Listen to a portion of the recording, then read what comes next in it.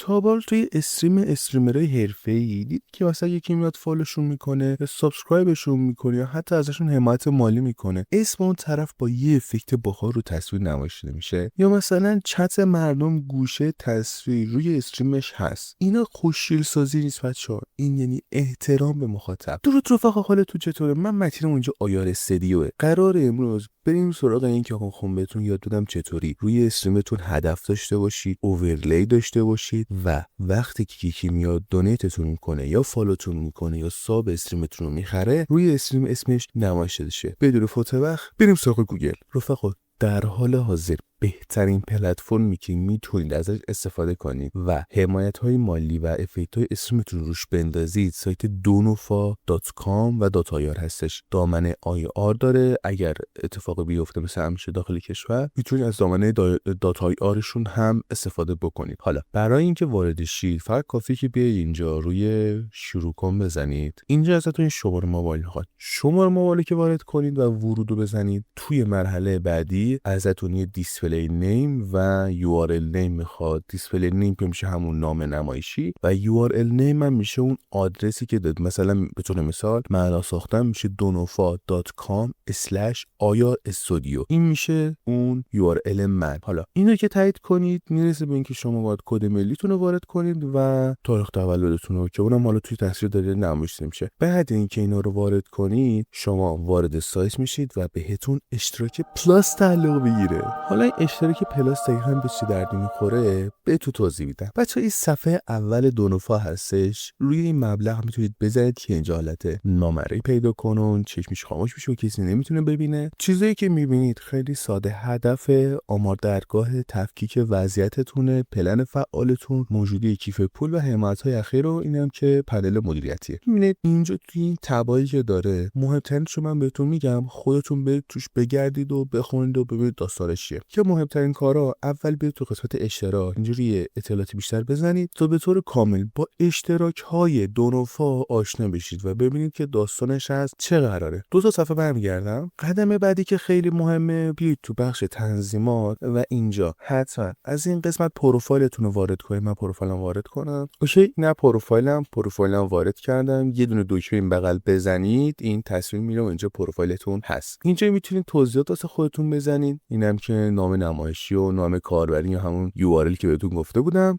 و قدم بعدی که مهمه، بیاید تو درگاه خودتون رو همونطور که دوست دارید تنظیم کنید، رنگش و شکلش رو. اگر می‌خواید این در حال حاضر درگاهتون به چه شکله، روی این بزنید و توی تب جدید درگاهتون براتون باز میشه. میتونید تمام این اطلاعاتی که اینجا هست رو، حالا این صفحه بیشتر این بک‌گراند و این حرفا، همه رو میتونید به اصطلاح تنظیم کنید و یه چیز خفن باش بسازید. نکته بعدی که خیلی مهمه بچه‌ها، واسه اینکه پولتون رو دریافت کنید، مثلا دونیتی شد دونیت رو دریافت کنید، حتما باید بیاید اینجا و احراز هویت بکنید. تمام اطلاعاتی که داخل این صفحه هست رو شما باید وارد کنید، من جمله عکس کارت ملیتون رو و یه متن تعهدنامه هم هست که اینو حتما باید به دانلود کنید و با یه عکس سلفی و شناسنامه‌تون اینم آپلود کنید. پس حواستون به این موضوع باشه. توی بخش اتصالات هم وقتی که شما میخواید ساب، رید و دیگر اتفاقاتی داخل اون سایت میفته براتون رو توی استریم نمایش بدید، حتما باید اون پلتفرم رو به دونوفاتون وصل کنید. حالا میخواد آپارات باشه، کیک باشه، تویش باشه، هر چی میخواد باشه. یوتیوب هم به زودی اضافه میشه. پس بچه‌ها اصلا دونوفا رو دست ندید. تلگرامتون هم پیشنهاد میکنم وصل کنید تا اگه کسی دونیتتون کرد نوتیفیکیشنش توسط بات خفن دونوفا بهتون ارسال داده شه. و یه پشتیبانی خفنم دونوفا رو تلگرام داره برای اینکه اگه مشکل خود نکره واسهتون پیش اومد بتونید از استفاده کنید. پس به نظر من اصلا دست ندید تلگرام دونوفا رو. اینم از این. حالا بریم مال سراغ ابزارا. میخوام ابزارا رو به توضیح بدم. روی ابزارا کلیک کنید، اینجا واسهتون سه تا ابزار پیش‌فرض میاره، یه گروه،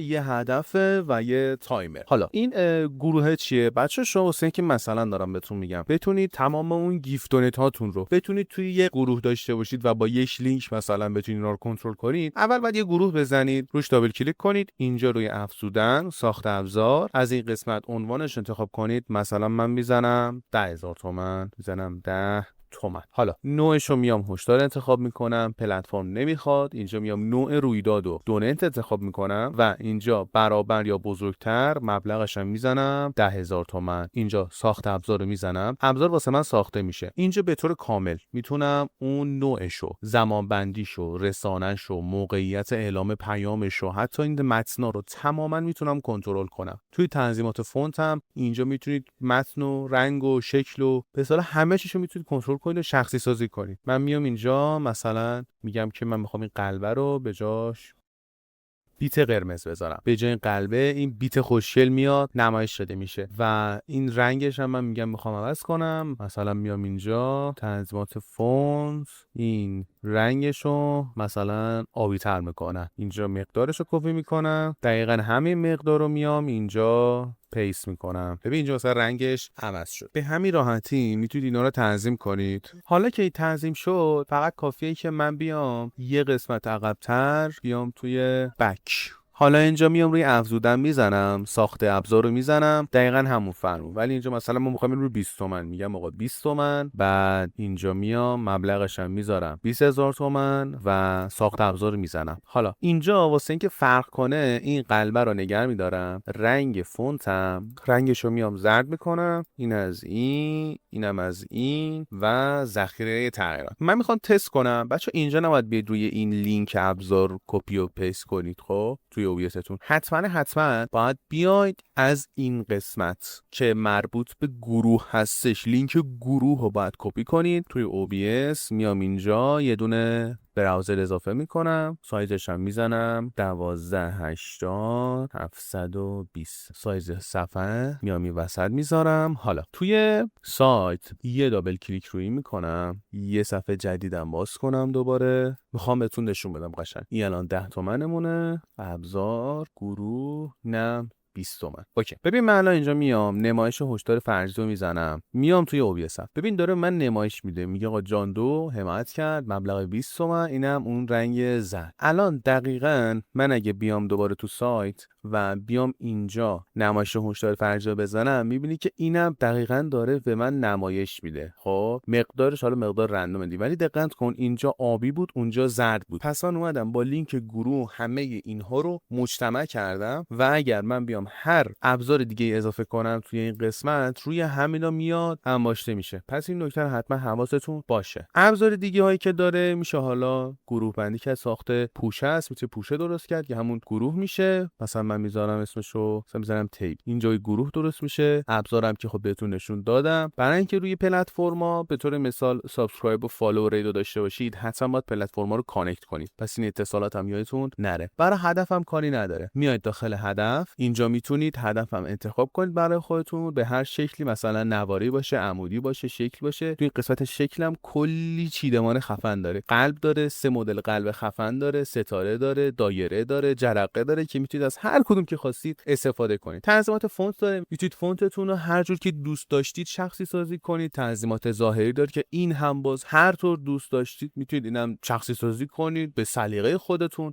و در نهایت روی ذخیره بزنید و لینک ابزارم از اینجا کپی کنید. اینم از این دیگه. اکثر مواردی که توی دونوفا استفاده میشه رو بهتون گفتم. شدیداً پیشنهاد میکنم از این پلتفرم استفاده کنید چون خیلی خفنه و تمام استریمرای بزرگ داخل توییچ و کیک همه دارن از این پلتفرم خفن استفاده میکنن. حالا استریم شما حرفه‌ای شده و مخاطب حس میکنه که بخشی از این نمایشه، اما یه استریمر حرفه‌ای همیشه یه قدم جلوتره. توی قسمت بعدی این دوره میخوام بهتون یاد بدم ما پلاگینای OBS چطوری جادو رو به استریم خودتون اضافه کنید. خب رفقا دمتون گرم، مرسی که این ویدیو رو تماشا کردید. ازتون خواهش میکنم که حتما این ویدیو رو لایک کنید، کانال یوتیوب منو سابسکرایب کنید و زنگوله رو روشن کنید که وقتی که یه ویدیو جدید گذاشتم شما مطلع شید بیاید این ویدیو رو ببینید. هر سوالی که دارید حتما کامنت کنید که من بفهمم مشکلتون چیه و اگر نیازه براش ویدیو درست کنم یا جوابتون توی همون کامنت بدم مشکلتون حل شه. و ازتون خواهش میکنم در کنار یوتیوب حتما بیاید و اینستاگرام منم دنبال کنید چون موضوعاتی که توی یوتیوب نمیشه بهش پرداخت یا اونقدی کوچیکه که خیلی راحت میشه با یه پست و یه ریل کارو در آورد و بهتون آموزش داد و من توی اینستا بهتون یاد میدم. دمتون گرم و تا ویدیو بعدی فعلا خدا نگهدار.